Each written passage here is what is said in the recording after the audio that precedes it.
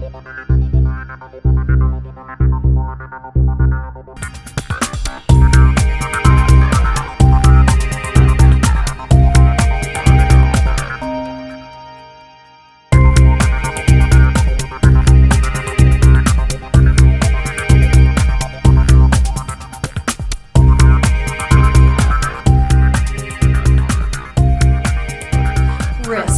What is it?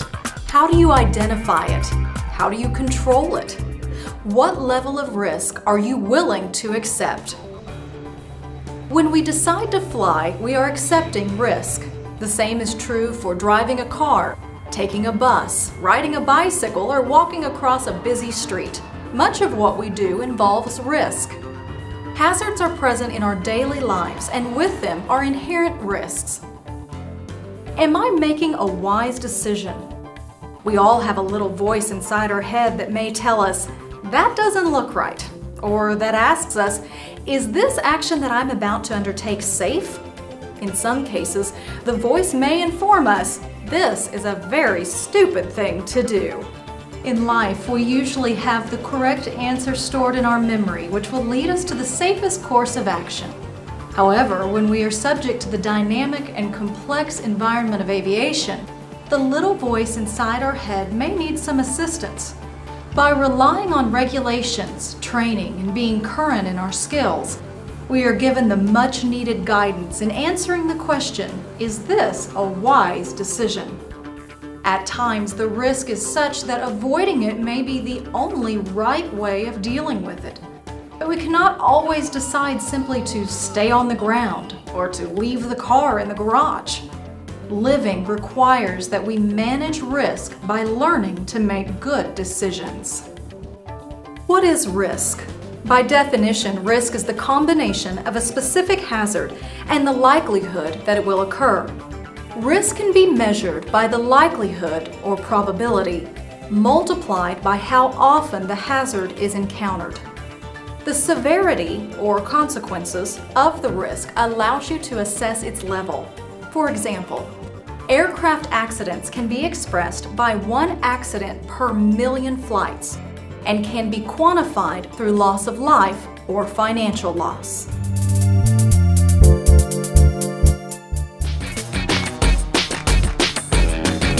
If we perceive something to be scary, painful, or unknown, it should be avoided at all costs. This is the notion of self-preservation. For most of us, putting ourselves into harm's way goes against our instinct for self-preservation and therefore constitutes an unnecessary risk. Okay, now it's time to try some spins. Geez, I don't know. Are these really necessary? No, but it's safe to do when you practice them properly, and they're really good experience for you. Well, I'm really not that confident about doing it. Okay, as we enter the stall, I need you to add full right rudder.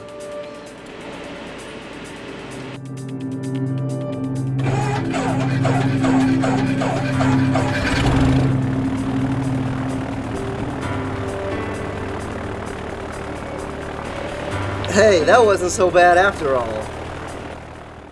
The flight instructor demonstrated to the student pilot that while spins are something to be avoided at all costs, spin recovery is an important skill for students to possess and helps them to gauge when a spin would become a necessary risk. Full right rudder. Spin recovery is well within the instructor's comfort level or their personal risk parameters.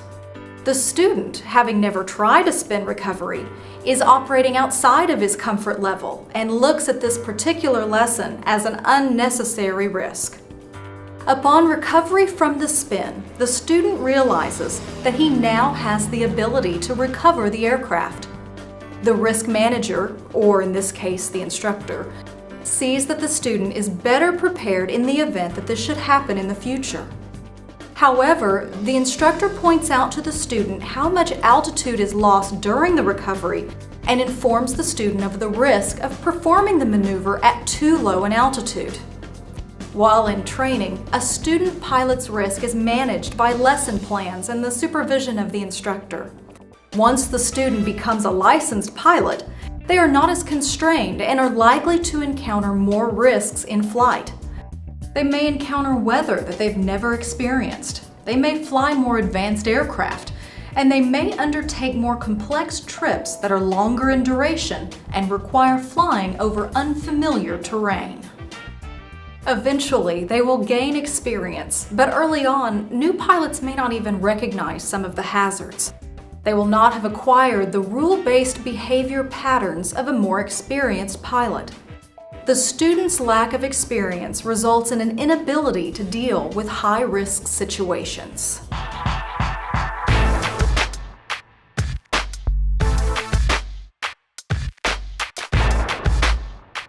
In the decision-making process, assessment of risk is an assessment of probability. For example, given the deteriorating weather, what is the probability that it will get worse, get better, or stay the same? Obtaining more information through contacting a flight service station can help a pilot refine their estimate of what will happen, but it still amounts to the ability to gauge probability. The same assessment is made when you contemplate a particular action. If I do A, what is the likelihood that B will happen, or could C or D happen? How well you estimate the odds depends on many things. In fact, all the same factors that influence pilot decision-making also influence one's ability to predict possible outcomes. Flying is a continuous process of decision-making. It involves the pilot, the aircraft, and the environment in which the flight is taking place. Most decisions we make are based on short-term and long-term memories. Short-term memories are based on what we see and hear on a daily basis and are quickly lost.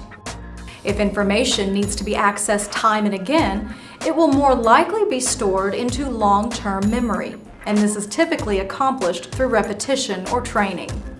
Additionally, maintaining currency in the aircraft affects long-term memory and should be an important consideration. For example, a pilot and a passenger are flying towards a thunderstorm. The pilot notes that the storm is nearly 5 miles away and decides to press on. The passenger, upon hearing this information, becomes uncomfortable with that decision and wonders if they should turn back. Both individuals are in the same situation, yet the pilot decides that it is safe, determining it a low-risk situation. How is it that they view the level of risk so differently? Because both are drawing from past experiences stored in their long and short-term memories. The pilot has been in the situation before and knows it to be safe and low risk. The passenger may be remembering some thunderstorms he experienced on the ground and found it to be a not too pleasant experience and relates it to the current flight situation. Their perception of risk is different, and they must communicate this to one another openly to aid the passenger in feeling more at ease.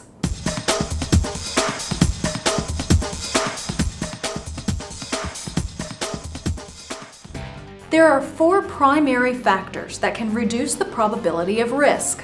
They are awareness, attitude, supervision, and training.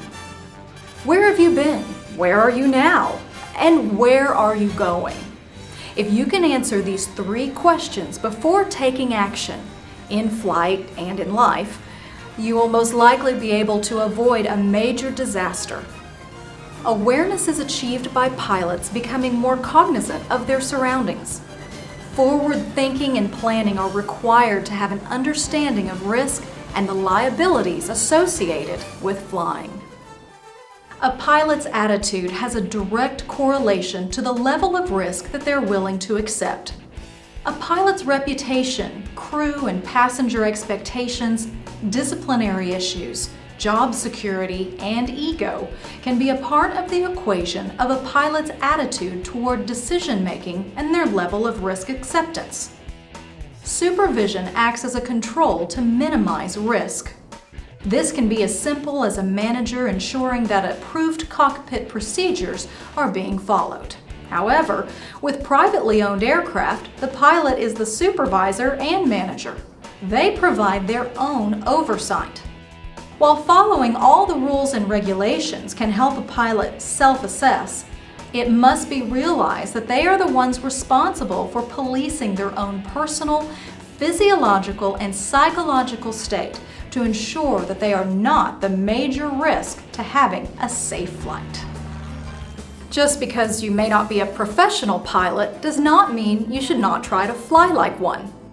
Obtain as many certifications and gain as much training as possible. With more training, you are more likely to conduct a more accurate risk assessment of yourself and your environment. A professional approach is a risk reducer. Every flight requires forethought and planning, placing further emphasis on the importance of flight preparation.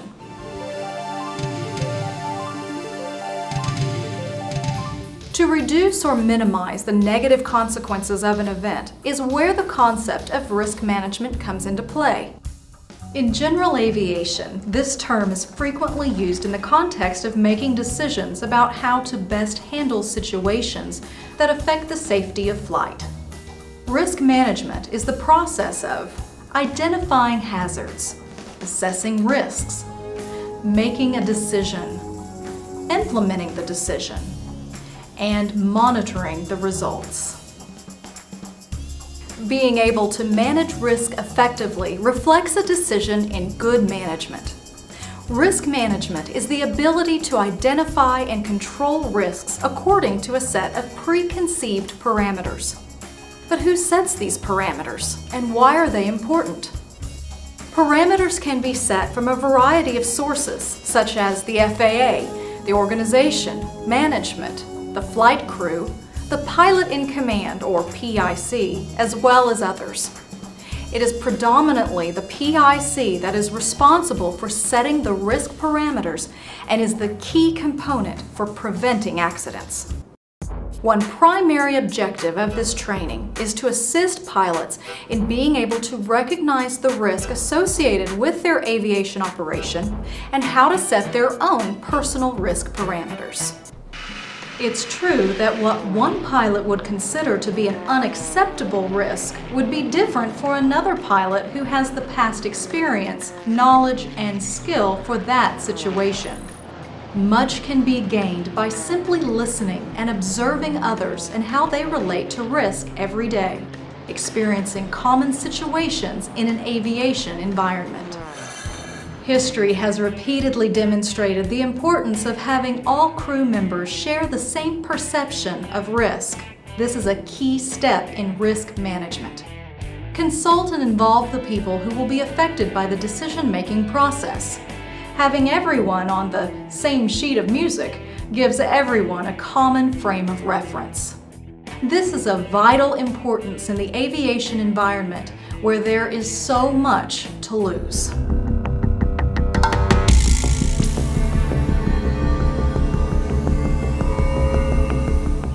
The GAR model is a common risk management tool.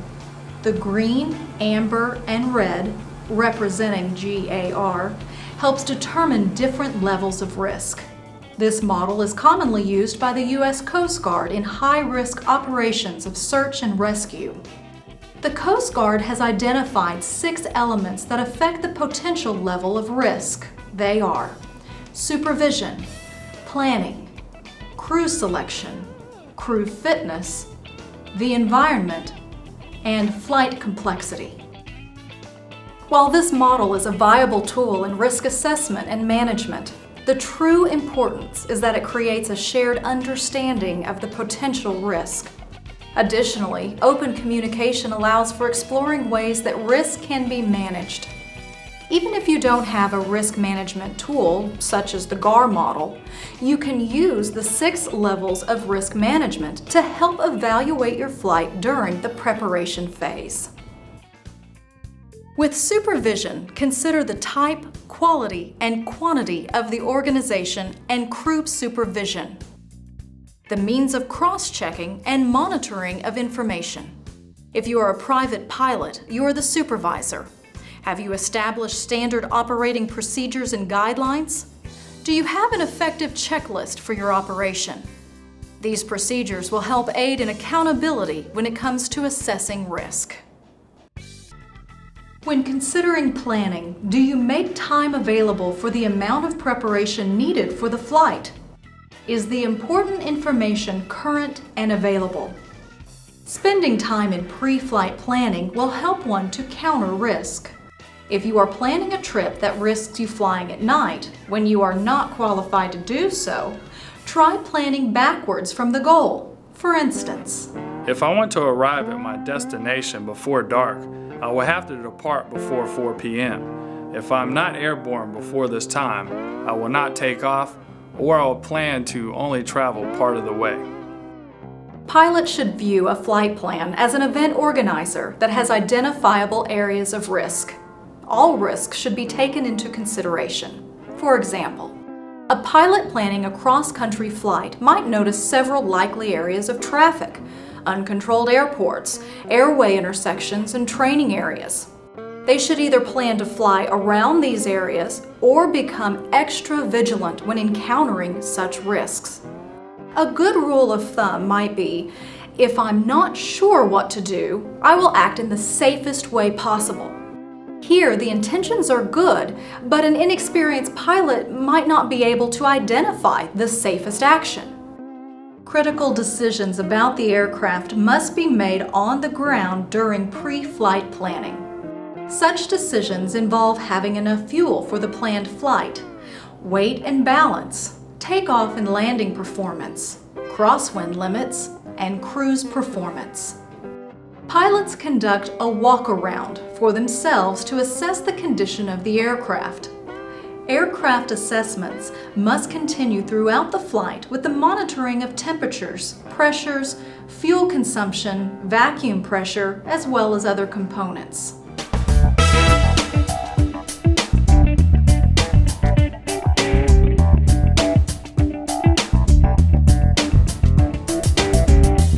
Who is the crew that was selected for this flight? Who was the pilot in command? Who was on this flight? How much flying experience do they have, and what is the currency level of the crew? If there is a new automation or equipment on board, what is the experience level with these new systems? Risk assessment does not mean that you do not launch the flight, but it does let you evaluate and make a good assessment of your assets and liabilities. Begin with pre-flighting yourself. When practicing good risk management every time you fly, make a point of pre-flighting the aircraft to check whether it is airworthy. But why stop at the aircraft? A pilot's well-being has its own associated risks, and the pilot's airworthiness may not be up to par. Good risk management, in fact, demands that pilots extend their pre-flight checklist to include themselves.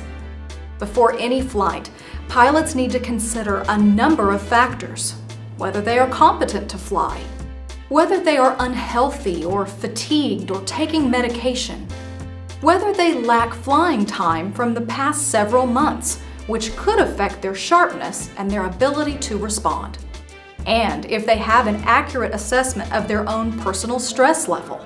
At the very least, a pre-flight self-check may serve to alert a pilot that he or she is not likely to perform at their peak level. The I'm Safe checklist summarizes the most important factors that can affect a pilot's ability to perform well. I'm Safe takes into account illness, medication, stress, alcohol, fatigue, and emotion. Make this short checklist a part of your normal pre-flight check. If you answer yes to any of the questions, consider re-evaluating your decision to fly. Environment is an important subject area to be considered when assessing risk. The most obvious environmental concern is weather, especially given its high incidence of involvement in fatal general aviation accidents. But weather is not the only environmental concern. One should also consider the type of terrain to be encountered during the flight. Will you be over water or in mountainous terrain? Pilots must be aware of the potential risk when they select airports they might use during a flight. Runway length, width, surface, obstacles, and landing aids can all be seen as components of the environment in which the pilot and aircraft will operate. The interaction of the pilot, aircraft, and environment are influenced by the purpose and complexity of each flight. For example, a pilot on a military mission might assess risk differently than a pilot out for a Sunday afternoon pleasure flight. Is this a simple local flight around the pattern? Is it an overnight cross-country flight into unknown territory? Will it include night flying? Depending on the complexity of the mission and the crew's experience, more time may be required to assess the 5 specific processes of risk management just discussed. By using the 6 levels of risk to assess your flight, you will minimize the threat of risk.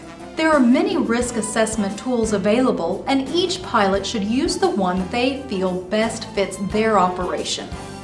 Whatever tool you use, you must remember that when assessing risk, pilots must look at the circumstances affecting the 4 risk elements: pilot, aircraft, environment, and operations mission.